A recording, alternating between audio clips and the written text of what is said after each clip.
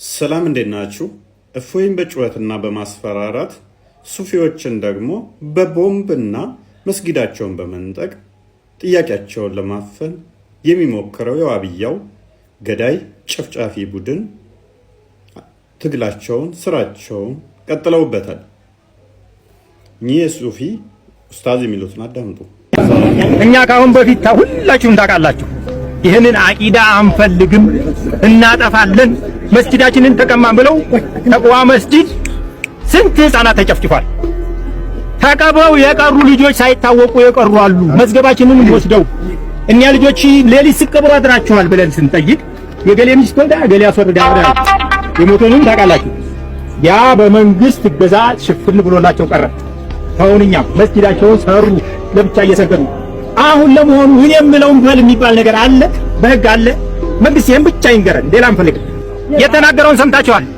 መስጊድ እናጠዳለን፣ የቆሻሻም ቆሻሻ የሰውን ቆሻሻ እናጠዳለን ያለው ቆሻሻ እሱ ነው። ምንም ችግር የለም።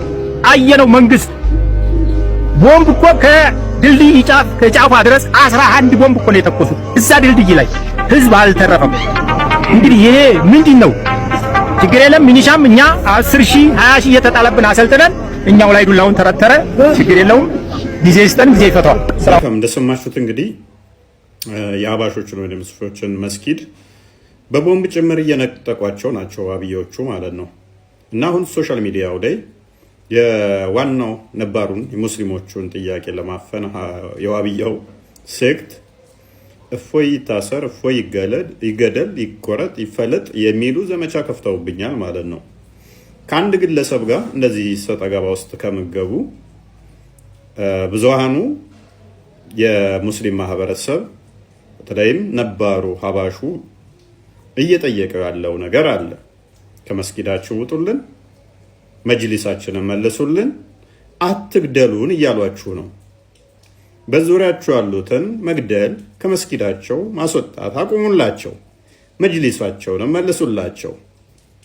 እኛ የጠየቅናችሁ አላህ አባት አለው፣ እግር አለው፣ እጅ አለው፣ አይን አለው፣ ጆሮ አለው፣ ይወጣል ይወርዳል ትላላችሁ። እንደ ሼኹል ኢስላም ኢብኑ ተይሚያ ደግሞ ጸጉር አለው ወዘተ ይላል። ጭንቅላት ይኑረው አይኑረው አናቅም ትላላችሁ። እና ወጣት የሆነው ጺም አልባው ፍሪዛሙ ምን ላይ ነው ፍሪዞ የበቀለው? ይህንን ስንጠይቃችሁ ስድብ ይመስላችኋል እና የሚገደል ትላላችሁ።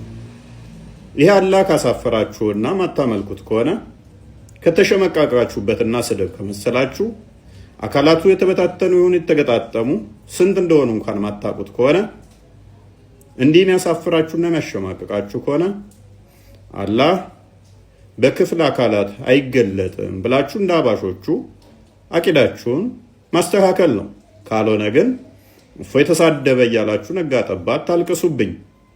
እኔ ሶፍት ለእናንተ ገዝቶ ማደል ስለማልችል ማለት ነው።